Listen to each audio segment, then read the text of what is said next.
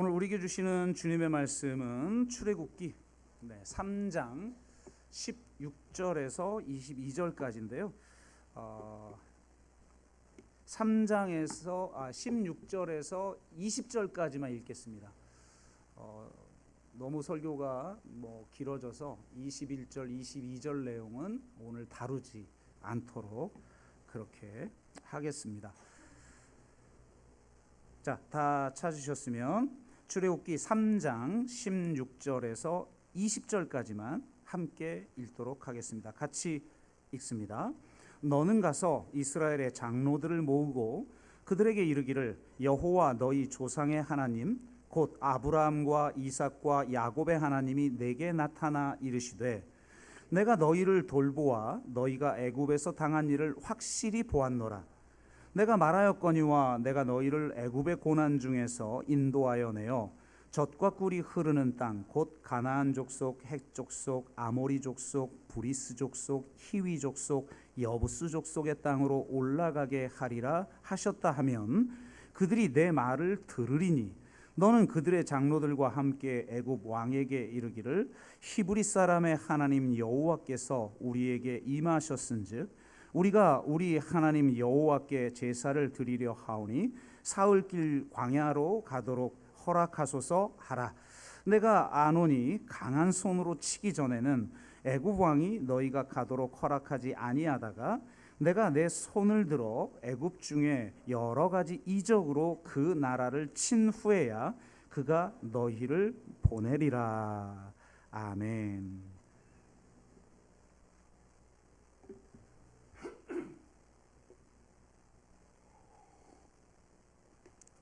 네, 최근 들어 성경 해석이나 초기 교회에 관한 책들을 보면 매우 독특한 특징을 발견할 수 있습니다. 어떤 트렌드인가 하는 생각이 들 정도인데요. 성경 해석이나 초기 교회에 대한 분석을 다실론 대 유실론이라는 틀을 가지고 하는 것을 볼 수 있습니다.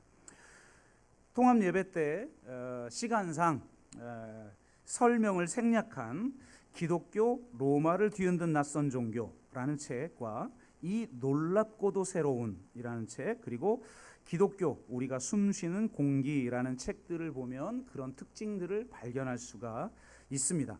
초기 교회에 대한 기존 해석들하고는 약간 다른 결을 가지는 것을 볼 수가 있는데요. 오늘은 바로 이런 식의 접근이 갖는 유익한 점과 한계들을 살펴보면서 본문의 의미를 함께 나누도록 하겠습니다. 본문을 통해 참된 그리스도인이 된다는 것이 무엇인지, 그리고 참된 예배자가 된다는 건 무엇인지 함께 나눔을 통해서 우리 모두 참된 그리스도인으로, 참된 예배자로 살아가기를 주의 이름으로 축복합니다. 자, 먼저 기독교가 전해지던 그리스 로마 세계의 다실론 세계관에 대해서 좀 살펴보도록 합니다. 그리스 로마인들에게 이 세상은 신들과 함께 살아가는 세상입니다. 현대를 사는 우리는 신화를 만들어진 허구라고 이해하지만 그 시대 사람들은 세상에 참된 실제로 여겼습니다. 모든 영역과 위치와 역할에 신들이 있습니다. 예를 들어 천상의 최고신은 제우스, 바다의 신은 포세이돈, 지하의 신은 하데스죠. 그 외에 수많은 하급 신들이 존재합니다. 우리도 옛날에 보면 심지어는 부뚜막을 지키는 신, 그 다음에 변속관을 지키는 신 다 따로 있잖아요. 지박신들 도 있고 그렇습니다. 신들은 많을수록 좋다. 이것이 그들의 경언입니다. 왜 이런 격언이 생겼을까요? 신들이 존재할 수 있는 범위와 영향을 끼칠 수 있는 범위에 한계가 있기 때문입니다. 신마다 다스리는 영역이 다르기에 자신이 다스리는 영역 이외의 영역에서는 힘을 쓰지 못합니다. 예를 들면 천상의 신 제우스가 바다에서는 포세이돈을 이길 수 없죠. 지하의 하데스를 어찌할 수 없습니다. 역할도 다르죠. 사랑을 관장하는 신이 따로 있고 지혜를 관장하는 신이 따로 있고 불을 다스리는 신이 따로 있는 식으로 역할들이 다 다르죠. 그러니 신들은 많을수록 좋습니다. 신들이 존재할 수 있는 범위와 영향을 끼칠 수 있는 범위에 한계가 있기 때문이죠. 따라서 엄밀하게 말하면 다실론의 신은 우리가 생각하는 전지전능하고 무소부재한 유일신이 아니라 초인 정도임을 알 수가 있습니다. 천둥의 신 토르나 헐크가 나오는 영화 어벤져스를 생각하면 쉽죠. 다만 그들은 인간계가 아닌 신계에 사는 초인들이라고 할 수가 있겠습니다. 자, 이런 신들을 그들은 믿었고 실제 그런 신들이 있다고 믿었고 그 신들과 그들이 함께하고 있다고 믿었는데 이런 신들이다 보니까 문제가 발생을 해요. 언젠가 제가 페이스북에 좀 한국 기독교를 비판하는 글을 올린 적이 있어요. 그런데 이런 댓글이 하나 달렸어요. 이게 다 기독교가 유일신 종교이기 때문이다. 그러니까 자기 신만 신이라고 우기니까 서로 싸우고 공격하고 뭐 혐오하는 거 아니냐 뭐 이런 말이죠. 유일신 종교는 사라지고 다실론 종교가 와야, 그러니까 뭐 어떤 신이든 다 인정하는 다실론 종교가 와야 다원주의 사회에 평화가 온다. 어떻게 수긍이 좀 되십니까? 우리 신만 진짜 신이다 그러니까 서로 싸운다는 거예요. 모든 신들을 인정하는 다실론 사회가 돼야 평화가 오지 않겠냐, 이렇게 문제 제기를 합니다. 제가 이렇게 답을 했습니다. 그럼 신들 사이에 갈등이 생기면 누가 중재를 하는가? 신들 사이에 갈등과 전쟁이 일어날 때 어떻게 해결할 수 있는가?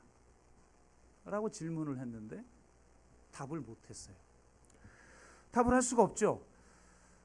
다원주의 사회에는 다실론이 더 적합한 것처럼 보이겠지만 다원주의 사회일수록 갈등이 더 첨예하잖아요. 그 갈등을 어떻게 해결할 수 있어요? 못하죠. 그러니까 지금 이렇게 갈등하고 서로 싸우고 난리 나는 것 아닙니까? 그런 모습이 저 신들에게도 그대로 드러나요. 그러니까 신들의 세계나 인간사나 똑같아요. 마블 영화 시리즈 중, 그러니까 뭐 어벤져스 같은 초인들, 천둥의 신, 토르, 뭐 헐크, 막 이런 초인들의 팀이 어벤져스 팀 아닙니까? 근데 그 시리즈 중 하나가 캡틴 아메리카 시빌 워라고 하는 영화가 있어요. 보신 분이 혹시 계실지 모르겠는데 이 초능력자들의 폭주를 제한하는 법을 국가가 제정하자 이 법에 따를 것인지 말 것인지 이 어벤져스들 사이에 의견이 갈립니다. 결국 두 패로 나누어져요. 그래서 그 두 편끼리 싸웁니다. 아니 초인들끼리 싸우면 누가 말립니까?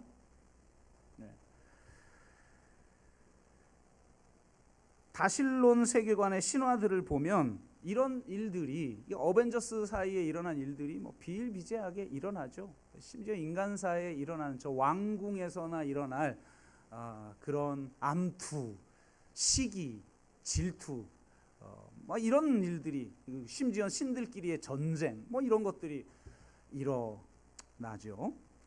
자, 또 하나 다실론의 세계에서 매우 중요한 특징이 있는데 저는 이 제국의 신화가 곧 제국의 이데올로기라는 점, 이것이 바로 다실론의 특징이다라는 거예요. 신들의 세계는 피라미드 체계로 이루어져 있습니다. 그리스 로마의 다실론 세계관을 여러분 분석한 학자의 글들을 읽어보면 신들의 세계가 피라미드 체계, 그러니까 이렇게 위계 질서가 있다는 거죠. 제가 시간상 다 설명할 수는 없는데 최상위의 A급 신이 있어요. 네. 신들에게도 급이 있습니다, 여러분. 우리 사회에 그 급이 다 다르듯이 그 A 최상의 신 A급 밑에 B급이 있고 그 밑에 C급이 있고 그 밑에 D급이 있어요. 이 D급 정도는 뭐냐면 우리의 수호신 같은, 그다음에 혹은 뭐 우리를 막 악령에 뭐죠? 귀신 들렸다라고 하는 현상을 만들어내는 무슨 악신 막 이런 잡스러운 신들이죠. 그게 D급. 그 D급 밑에 E급이 있는데 E급은 뭐냐? 신과 인간의 혼종. 예를 들면 제우스가 아름다운 여인을 겁탈하여서 낳은 아이들, 뭐 예를 들면 헤라클레스가 그런 존재잖아요. 이런 게 E급, 제일 밑바닥에. 그러니까 신들의 세계가 피라미드 체계로 이루어져 있기에 그들을 믿는 인간 세계도 피라미드 체계로 이루어지죠. 한마디로 말하면 제국의 이데올로기가 제국의 신화입니다. 신화는 제국적 피라미드 체제의 우주론적 정당화라고 할 수가 있겠습니다. 그리스 로마 신화도 그렇고 바벨론 신화도 그렇죠. 그러니까 신화는 바로 이 대제국 체제를 유지하는 이데올로기적 기능을 하는 거죠. 이런 신화들도 마찬가지지만 대표적인 경우가 인도의 카스트 제도이죠. 제가 CBMC라고 하는 기독교 기업 실업인들 모임에 한 달에 한 번씩 가서 한 5, 6년 동안 설교를 한 적이 있는데, 하루는 이제 믿은 지 얼마 안 된 회원이 책을 한 권 들고 오시면서 막 자랑삼아 이야기를 하시는데, 보니까 우파니샤드에 관한 책이에요. 우파니샤드는 그 인도 힌두교 경전인 그 베다를 운문과 산문으로 설명한 철학서들이죠. 그러니까 그에 관한 책을 들고 오시면서 이렇게 저에게 자랑스러운 듯한 표정으로 말씀을 하시는 거예요. 요즘 제가 동양 종교에 관심이 참 많은데 이런 책을 읽으면 영성이 깊어지는 것 같아요. 지금 같은 종교 다원 사회에서는 이런 영성이 꼭 필요하지 않을까요? 라고 저에게 이야기하시더라고요. 그래서 제가 이렇게 대답했던 기억이 있습니다. 동양적인 영성에 관심이 참 많으시군요. 저도 한때 깊이 심취했던 적이 있죠. 요즘 같은 기후 위기 시대에 동양적 영성이 요청되어지고 기독교가 이런 영성까지 수용할 줄 알아야 된다고 저는 생각해요. 그런데 한 가지 조심할 게 있어요. 다신론적 세계관은 계급 사회를 정당화한다는 점이에요. 대표적인 것이 힌두교죠. 힌두교 사회를 특징 짓는 것이 카스트 제도고 그것을 정당화하는 것이 힌두교라는 종교입니다.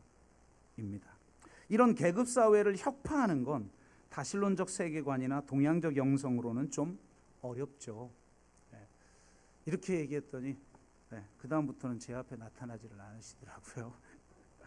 근데 어쨌든 이건 매우 중요한 특징이라고 저는 생각합니다. 자, 그래서 이 다신론적 세계관의 여러 가지가 있겠으나 제가 핵심적인 두 가지를 설명해 드렸는데 이해를 돕기 위해서 나중에 영상을 다시 보는 분들을 위해서 제가 PPT를 한번 보여주고 다시 한번 정리하고 넘어가겠습니다. 자, 다신론 세계관의 한계는 첫 번째, 신들이 존재할 수 있는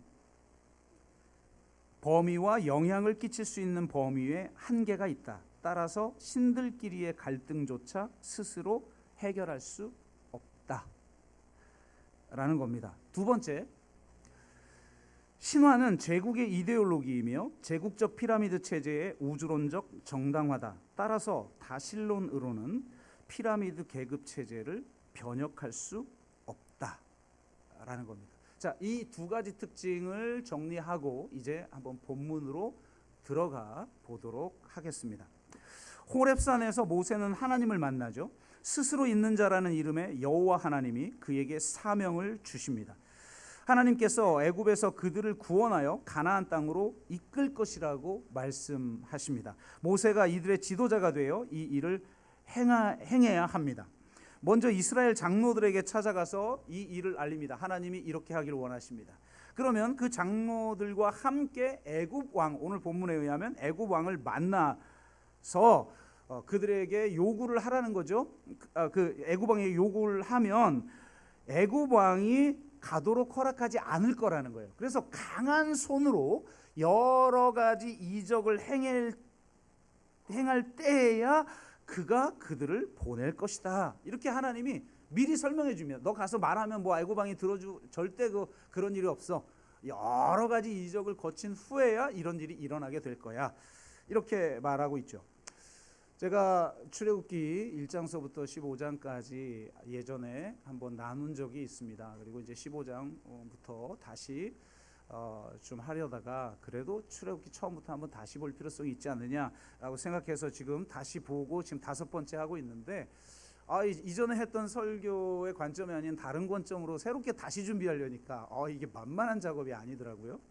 근데 여하튼 이전에 제가 설교할 때 10가지 재앙을 뭐라고 말씀했어요? 무슨 초자연적 기적? 이거 자체가 중요한 게 아니라 이것의 의미가 뭐냐? 이거는 바로 애굽의 그 신들에 대한 심판이다. 그러니까 10가지 재앙은 바로 이 신들과의 전쟁이다 라는 것을 말씀을 드렸어요. 그러니까 이러한 측면을 우리가 잘 이해할 수 있는 책이 이상환 교수의 신들과 함께라는 책이에요. 부제가 고대 근동의 눈으로 구약의 하나님 보기라는 것인데요. 아주 핫한 책이었는데 고대 근동의 다실론을 새롭게 볼 수 있는 아주 재미있는 책입니다. 우리가 추상적으로 막연하게 알고 있던 고대의 그 다실론이 어떤 모습이었는지를 설명해 주는데 새롭고 그 성경이 다시 보여요. 근데 이런 설명입니다. 고대 근동의 사람들은 신들의 세상에서 살았다는 거죠. 각각의 신들은 만신전, 그러니까 판테온이죠. 판테온의 위계 질서 속에서 각자 맡은 일들을 수행을 합니다. 그리스 로마 신들과 마찬가지로 신들이 존재할 수 있는 범위와 영향을 끼치는 범위에 제한이 있어요.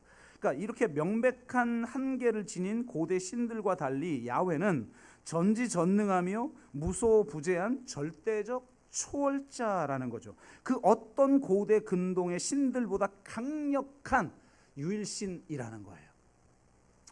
그것이 어떤 의미를 주는지를 이 구약 전체를 5가지 퍼즐로 해석을 하는데 계명, 축복과 저주, 치료, 생명과 죽음, 그리고 다윗이라고 하는 이 5가지 퍼즐로 이루어진 자기 계시를 통해 언약 백성의 하나님이 다른 신들과 어떻게 다른지를 보여주는 것이 구약 성경이다 라고 말을 해요. 그러니까 기본적으로 아주 흥미롭고 새롭고 재미있는데 다실론 대 유일신이라는 이 구도로 모든 이야기를 끌고 갑니다.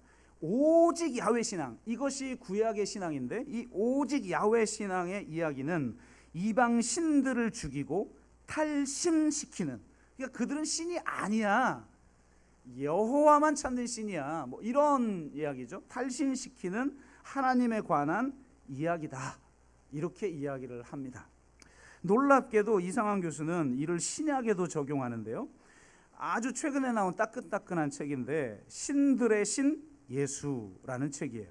이 책에서 역시 다실론 대 유일신론의 구도를 신약 상황에 적용을 하는데 재미있게도 그리스 로마 신화의 관점에서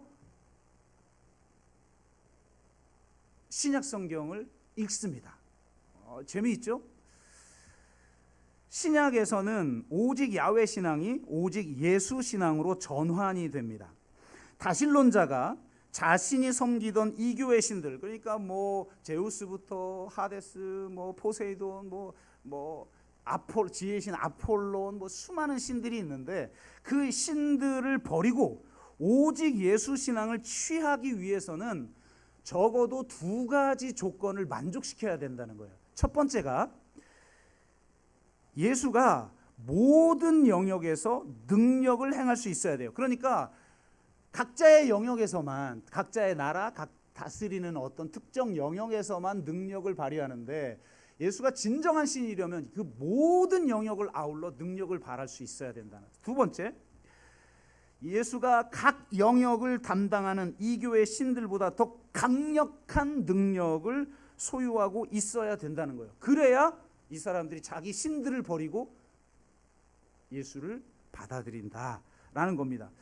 예수님은 그리스도 로마의 만신전을 대체할 수 있음을 보여주는 지존자여야 한다는 거죠. 기독교가 이를 변증하기 위해서 3가지 전략을 사용합니다. 그러니까 그리스 로마 사람들에게 예수님이 참다운 하나님의 아들이야, 참다운 신이야, 이걸 증언하고 변증하기 위해서 쓰는 3가지 전략이 있는데요. 한번 PPT를 보세요. 첫 번째가 all in one. 무슨 말이냐면 예수님 안에, 이 한 분 안에 모든 이교 신들의 속성이 포함되어져야 한다라는 거예요. 각자 다 나눠져 있죠. 사랑의 신, 지혜의 신, 뭐 우리 사랑의 신은 그 뭐죠? 큐피트, 뭐 이런 애기로 변하는 신 있잖아요. 그 뭐 이런 것이 다 있는데 그거에 예수님 안에 다 들어와 있다. The best one. 두 번째는 best one 전략인데, 예수님이 그 어떤 이교의 신들보다 뛰어나며 모순과 결핍이 없는 완전한 존재임을 강조하는 방식이죠.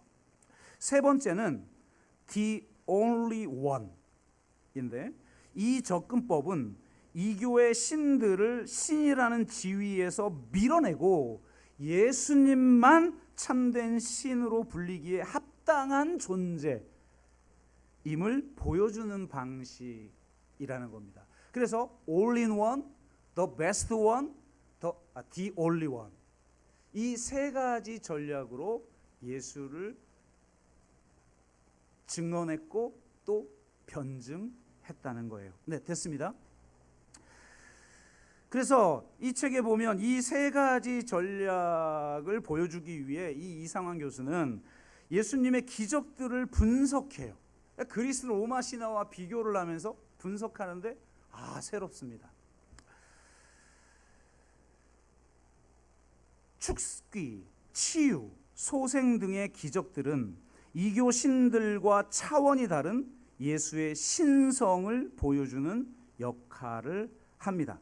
기독교인들은 이런 전략으로 예수의 신성을 선포하며 동시에 기독교를 위험한 종교 혹은 미신 취급하며 무신론자들이라고 핍박하는 로마 제국의 변증을 합니다. 여러분, 그리스도인이 핍박받은 이유가 뭐냐면 기독교가 지난번에 통합 예배 때 말씀드린 대로 이 너무 위험한 종교다 이런 게 있었고, 가장 중요한 죄목이 뭐냐? 무신론자들이라는 거예요. 그러니까 로마가 생각하는 그 종교의 개념 안에 안 들어와. 그래서 미신 혹은 무신론자들이다 그러고 핍박한 거예요. 신을 믿지 않는 자들이다 이 자들은, 이러면서 이제 핍박을 했던 거거든요. 그래서 그에 의하면 초기 그리스도인들은 이교 신들을 버리고 오직 기독교의 하나님만을 섬기는 행위가 박스 로마나를 위협하는 무신론적 행위가 아니라 로마의 질서를 지지하고 강화하는 참된 유신론, 기독교야말로 진짜 유신론이다 이런 거예요. 참된 유신론적 행위다 라고 변증을 한다는 겁니다. 그러면서 초기 교회가 어떻게 변증했는지를 쫙 소개를 합니다. 아주 재미있는 주장이고 매우 핫한 책답죠. 그는 이 두 권의 책 말미에 모두 동일한 문제 제기를 하는데, 지금 이 현대 사회가 실상은 고대 근동이나 그리스 로마 시대처럼 다신론 사회라는 거예요. 신들의 사회라는 거예요. 국가, 권력, 돈, 성공, 이데올로기 등 수많은 신들이 군림하고 있고 모두가 실상은 우상을 섬기는 사회라는 거예요. 심지어 기독교조차 우상을 숭배하고 있다고 그는 지적합니다. 그는 매우 전통적인 신앙을 가지고 있고 복음주의 신앙을 가지고 있는 사람이에요. 그걸 다른 관점에서 새롭게 접근할 뿐이죠. 그런 그가 구약이나 신약의 참 하나님은 고대 근동의 신들이나 그리스 로마의 신들과 달리 all in one, the best one, the only one이신데, 그런 하나님을, 이 참 하나님을 작은 신으로 전락시켜 버렸다는 거예요. 신들 중에 하나로 만들어 버린 거죠. 하나님을 자신들이 우상으로 삼고 있는 것을 얻기 위한 수단으로 전락시켜 버렸다는 거예요. 실상 내가 섬기는 신은 이 세상의 권력, 부, 명예 이것들인데, 이것을 얻기 위한 하나의 수단으로 지금 종교를 가지고 있다는 거예요. 그러므로 기독교가 회복되기 위해선 참 하나님 한 분만을 경외해야 합니다. 참 하나님 한 분만을 온전히 예배하는 자가 되어야 한다고 그는 지적합니다. 아멘. 정말 그렇지 않습니까? 지금 이 시대는 수많은 신들을 섬기고 있는, 사실은 기독교도 지금 보면 부가 더 참 하나님보다 더 강력한 신이고, 권력이 더 강력한 신이고, 이데올로기가 더 강력한 신이죠. 십자가는 우리를, 기독교를 하나 되게 하지 못하는데 이데올로기는 하나 되게 하잖아요. 교단을 넘어서 하나가 되게 만들어 버리잖아요. 그러니까 진짜 참다운 신을 섬기는 참다운 예배자가 되어야 한다. 여러분, 오늘 본문을 보면 하나님이 여러 이적을 통해 작은 신들을 심판할 거라고 말해요. 우상을 파괴할 거라고 말해요. 그런데 이 신들을 심판하고 나서 이스라엘을 애굽에서 해방하여 무엇을 하게 할 거라고 말합니까? 오늘 18절 보세요. 너는 그들의 장로들과 함께 애굽 왕에게 이르기를 히브리 사람의 하나님 여호와께서 우리에게 임하셨은즉 우리가 우리 하나님 여호와께 제사를 드리려 하오니 사흘길쯤 광야로 가도록 허락하소서라고 말하라. 실제로 요 앞에 절에도 그렇고 4장에 가도 그렇고 결국 바로를 만나서 뭐라고 말하냐면 우리가 광야에 가서 하나님을 예배하길 원합니다. 우리를 내보내 주십시오 라고 제안을 합니다. 그러니까 무슨 말이에요? 압박과 서름 가운데 있던 이스라엘 백성들을 그 애굽이라는 대제국, 그 피라미드 아주 강고한 피라미드 체제, 그 밑바닥에서 신음하던 자들을 하나님의 해방하는, 그것도 하나님의 구원의 굉장히 중요한 그림이지만 하나님은 그들을 구원하여 광야에서 하나님을 예배하는 백성의 공동체가 되도록 하겠다는 거예요. 참다운 예배 공동체로 만들겠다는 거예요. 하나님이 그들을 구원한 목적 중에 하나가 바로 예배 공동체인 거예요. 고대 근동과 그리스 로마 시대처럼 지금 우리는 수많은 신들을 섬기고 있습니다.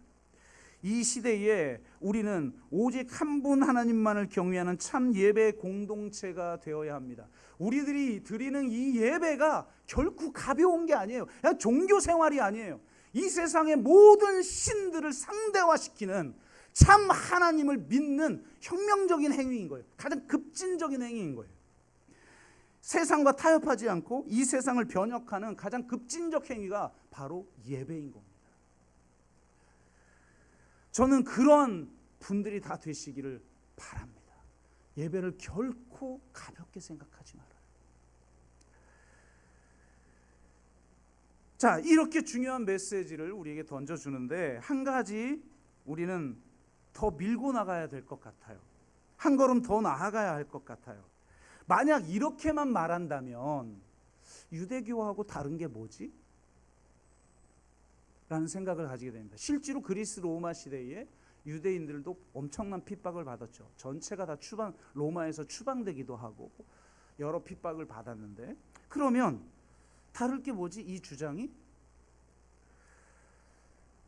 유대교도 명백한 한계를 지닌 고대 근동의 신들과 다른 전지전능하며 무소부재한 절대적 초월자로서의 유일신을 섬기죠.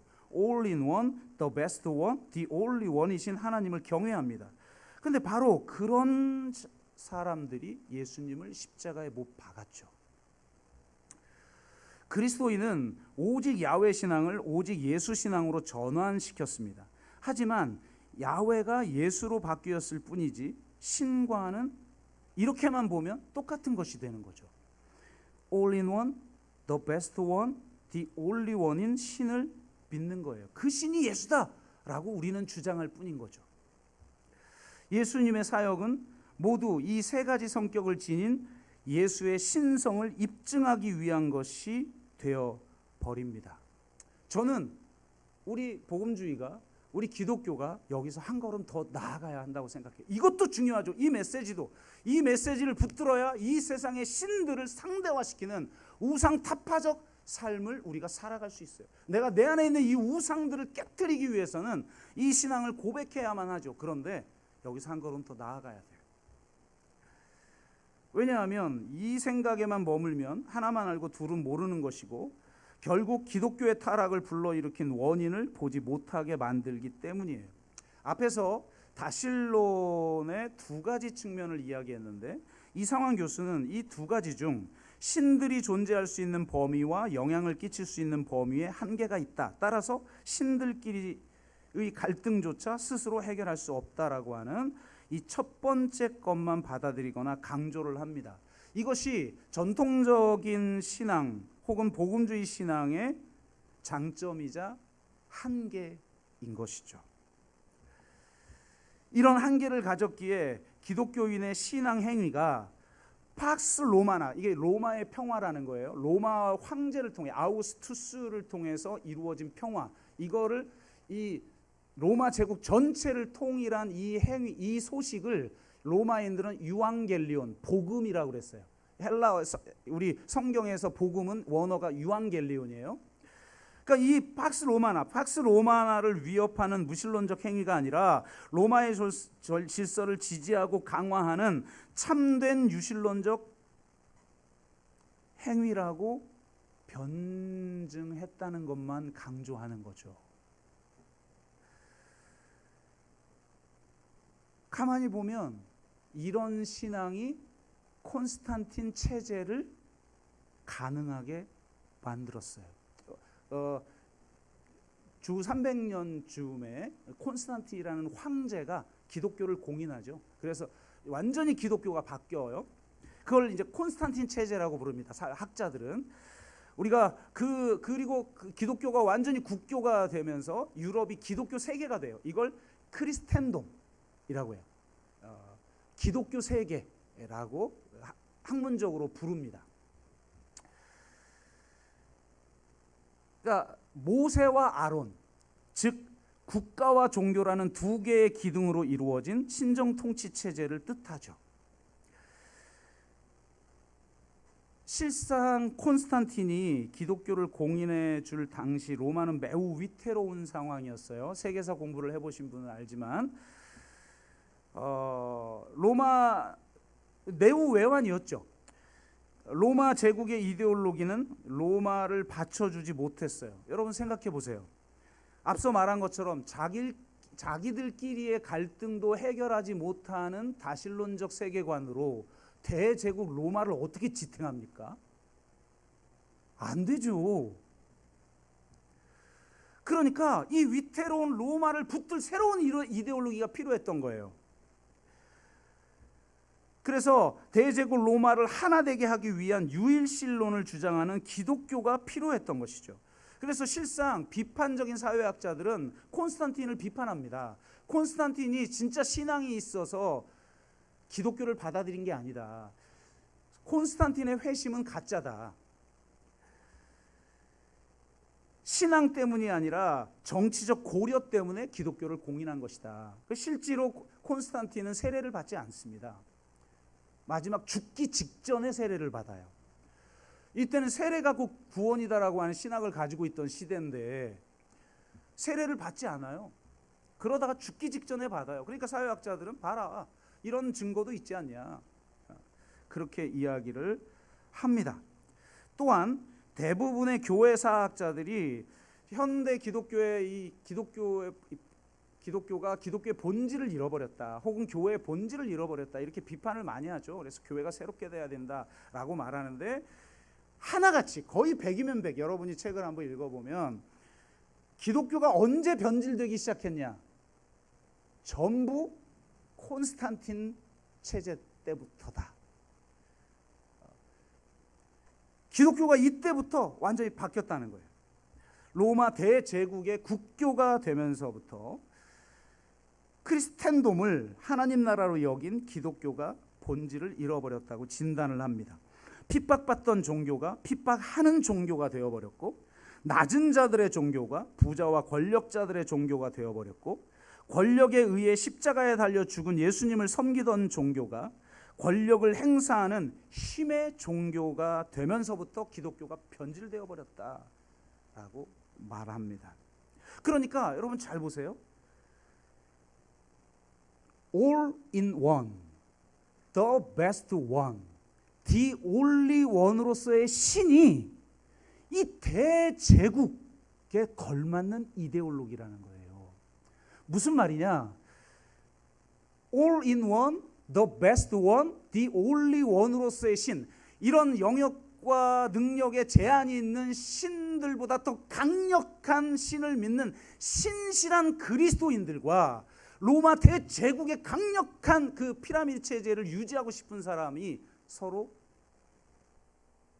짝패라는 거죠. 쿵짝이 맞는다는 거예요. 그러니까 우리는 요즘 아니 어떻게 이렇게 신실한 사람들이 극으로 빠지지? 이게 이해가 안 되잖아요, 우리는. 근데 여러분 이게 자연스럽게 이해가 되는 거예요. 이 역사를 보면 너무 신실한 사람이 극우가 돼요. 전에 이 탄핵 전국에 안타까워하는 그리스도인들의 예배 모임이 있어서 저보고 대표 기도를 해달라고 그래서 우리 교인들하고 같이 갔잖아요. 사회선교부하고 같이. 그래서 여기서 집회를 하고 있는데 여기 뭐 의식 있는 기독교인이 몇 명이나 돼요. 여기 몇십 명 모여 있고 저기 길 건너편에는 몇만 명 정광훈 집회가 비교가 안 돼. 와, 거기 찬양 인도하는 거를 우리 이상현 형제가 가서 찍어 왔는데 그 동영상을 저한테 보여줘 봤거든요. 와, 나의 하나님 부르는데 데스메탈, 샤우트 창법. 와, 이건 흉내를 못 내. 그렇게 몇만 명이 그렇게 노래를 하고 있는데 여기 몇십 명 모여가지고 하나님의 정의와 공의와 정의가 생명과 평화가 회복되는 나라가 되기를 초라해. 근데 이쪽이 집회가 먼저 끝났어. 정광훈 쪽이. 그러니까 다 이제 버스 타고 흩어지기 위해서 일단의 무리들 몇백 명은 됐을 것 같아. 무리들이 그 집회, 저희 예배 드리는 집회로 지나가는데 거기가 버스 타는 곳이었나 봐요. 막 어떤 남자분들은 안수입사 뭐 장로님들이겠죠. 지옥에 나가라 그러는 거예요. 여기 예배 드리는데 제가 그 찍은 동영상이 있거든요. 아니 어떻게 같은 그리스도인을 향해서 지옥에 가라는 말을 합니까? 근데 얼굴은 선해 보여. 어느 권사님은 다 교회 권사님이야. 우리 교회 권사님 같은 분들 저한테 오더니 손을 딱 잡고 이러시면 찍혀서 비자가 나오지 않아 미국에 갈 수 없습니다. 어디서 그런 말들은 들어가지고 저 트럼프가 여기 지금 탄핵 찬성하는 사람들 명단 다 가지고 있어서 비자를 안 주면 뭐 미국에 못 간다 막 이런 뭐 또 가짜 뉴스가 또 판을 쳤나 보죠. 제 손을 탁 잡고 너무 선해. 너무 선한 눈빛으로. 권사님 그러시군요. 알겠습니다. 그러고 그냥 보내드렸어요. 그러니까 우리는 여기에만 머무를 것이 아니라 한 단계 더 나아가야 한다는 거예요. 여러분 다실론의 첫 번째 측면만이 아니라 두 번째 측면을 중요하게 여겨야 됩니다. 신화는 제국의 이데올로기이며 제국적 피라미드 체제의 우주론적 정당화이기에 다실론으로는 피라미드 계급 체계를 변혁할 수 없다는 점.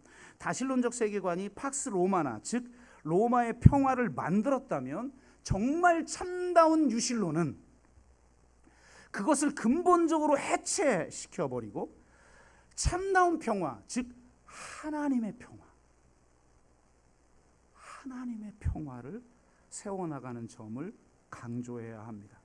기독교는 유대교에서 나왔기에 연속선성이 있습니다. 유대교와 대립하는 관점만을 주장했던 그런 기독교 신학을 넘어서서 제가 신약은 율법과 복음이 대립되는 것도 아니고 구약의 예언의 성취로서의 관점으로 새롭게 신약을 바라봐야 됩니다. 이걸 굉장히 많이 강조하지만 그럼에도 불구하고 불연속성이 존재한다는 거예요. 근본적인 단절이 존재해요. 물론 삼위일체론 교리뿐 아니라 제가 볼 때는 신론에 대한 급진적인 변화가 생겨요. All in one, the best one, the only one이 아니라 기독교의 신은 the different one. 이게 제가 이번에 설교 준비하면서 만들어 본 신조어입니다. The different one. 기독교의 신은 됐습니다. 기독교의 신은 다른 신들보다 가장 강력한 신이라기보다는 근본적으로 다른 신이에요. 그분이 이상환 교수님이 설명하는 걸 가만히 들어보면 자, 이쪽이 어벤져스예요. 이 로마의 신들은. 근데 어벤져스들이 꼼짝 못하는 강력한 신, 그게 예수다. 이렇게 말하고 있단 말이에요. 그러면 우리 어벤져스 영화 봤죠? 어벤져스가 다 달려들어도 이기지 못하는 빌런이 있죠. 여러분은 영화 안 봅니까? 누구예요? 와, 우리 교인들 진짜 심각하네. 어벤져스를 안 봤어요? 손가락 딱 튕기면 인류 전 우주의 반이 싹 사라지는 이거 못 봤어요? 성경 좀 그만 읽고, 너무 기도 많이 하지 말고 영화도 좀 보고 살아요. 그 어벤져스들이 다 덤벼도 타노스 하나를 못 이겨요.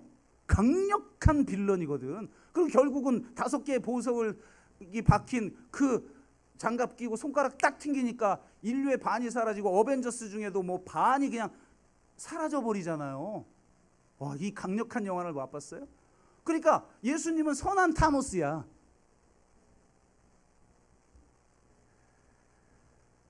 과연 그런 신일까요? 기독교의 신이?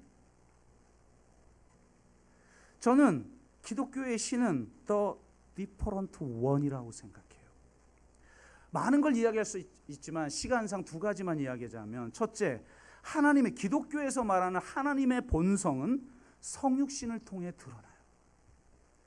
세상의 어떤 종교가, 세상의 그 어떤 신화가, 세상의 그 어떤 다신론이 신이 성육신합니까? 물론 하늘의 천상계에 있던 제우스가 인간의 모습으로 나타나기도 하고 뭐 그러죠. 그거는 그냥 신계에 있다가 인간계에 약간 변장하고 나타난 것일 뿐이지, 근본적으로 이 무기력한 아기가 되는, 자기를 비워 종의 형체를 입는 성육신은 존재하지 않아요. 더 디퍼런트 원이에요. 케노시스적 성육신은 그리스도가 그의 신성, 그러니까 all in one, the best one, the only one에 해당하는 그 신성을 자신에게서 비워냈다는 의미가 아니라 그의 참다운 신성을 행사했다는 거예요. 자기 비움과 자기 낮춤이 참된 신성을 감추는 것이 아니라 참된 신성을 드러냈습니다.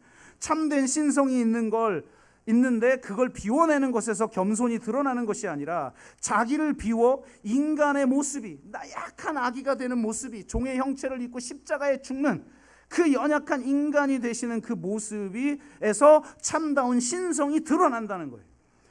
참된 신성을 양보하여 인간이 된 것이 아니라 참된 신성이 원인이 되어 인간이 되셨어요.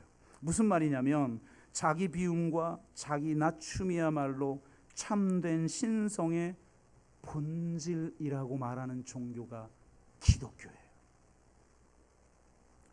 기독교가 믿는 신의 본성은 그 어떤 신들보다 강력한 데서 드러나는 것이 아니라 자기 비움과 자기 낮춤을 통해 드러나는 것입니다. 신의 본성은 그 어떤 신들보다 더 강력한 전능한 능력을 가지고 있는 데서 드러나는 것이 아니라 자기 비움과 자기 낮춤을 하는 사랑의 전능성을 통해서 드러나는 것이에요. 둘째는 신의 본성은 십자가를 통해 드러나는 것입니다. 여러분, 십자가만이 참다운 신을 계시합니다. 기독교가 하도 엉망이 되어버리니까 하나님이 그럴 때는 무신론자를 들어 쓰시죠. 예전에는 제 3대 유대인이 있잖아요.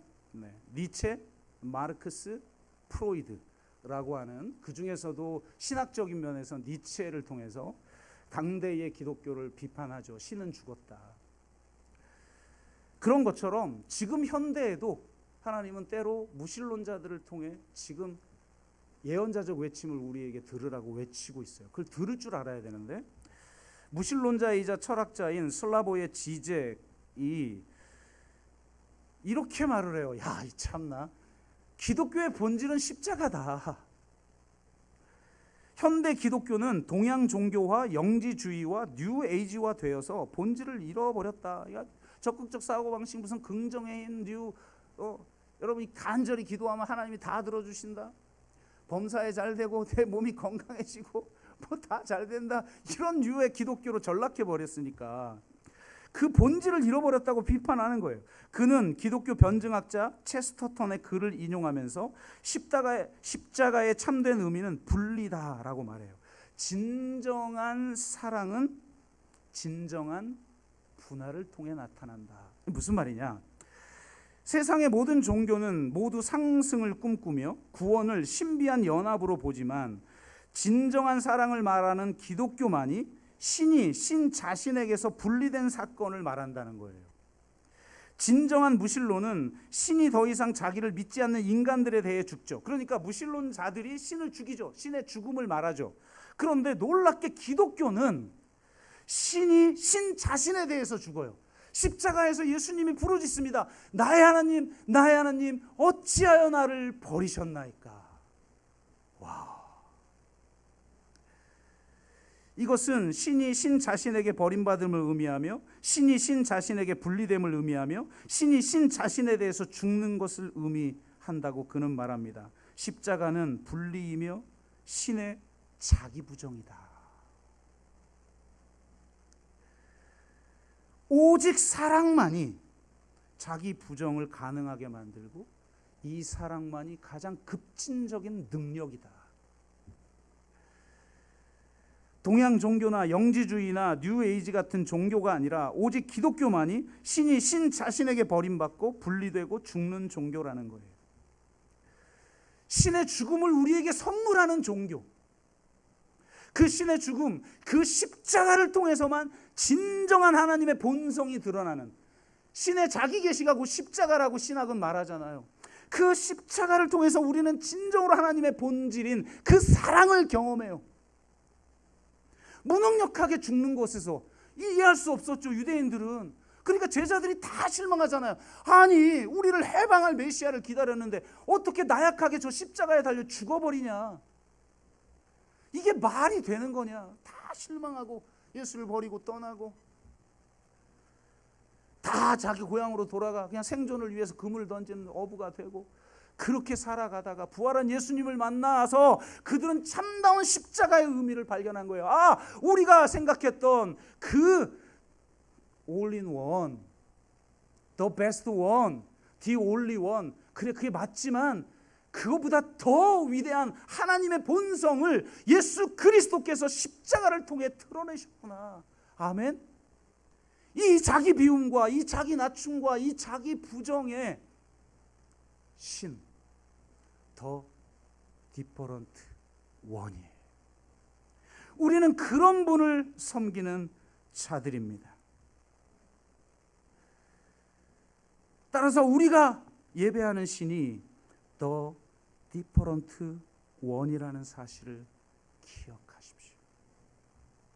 십자가는 제2의 출애굽이라고 말하죠. 새 출애굽인 십자가만이 출애굽의 진정한 의미, 이 구약에 나타난 이 출애굽이 단순히 너 억압받고 있는 자들을 그냥 그 국가로부터 해방한 정치적 사건, 그것도 맞지만 그것의 그 정치적인 측면의 그 궁극적인 측면이 뭐냐? 그건 바로 신의 본성을 바로 알고 신을 바로 알아 참 하나님을 온전하게 예배하는 공동체를 세우기 위함이라는 겁니다. 여러분 정말 하나님 믿어요? 여러분 정말 십자가에 달리신 하나님을 만났나요? 더 디퍼런트 원을 나의 왕으로 모시고 그분만을 예배하나요? 내 안에 신보다 더 중한 무게를 가지고 더 영광을 가지고 더 힘을 가지고 있는 이 우상들을 파괴하고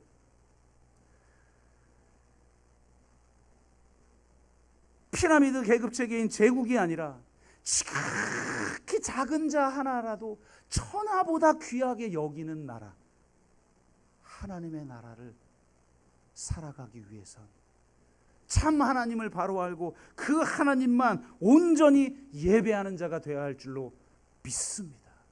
예배는 우리가 목숨 걸어야 할 일이고 진정한 하나님을 만나고 진정한 하나님을 예배할 때 우리 삶으로 드려지는 예배가 가능해지고 우리의 삶을 통해 진짜 하나님을 증언하는 삶이 될 줄로 믿습니다.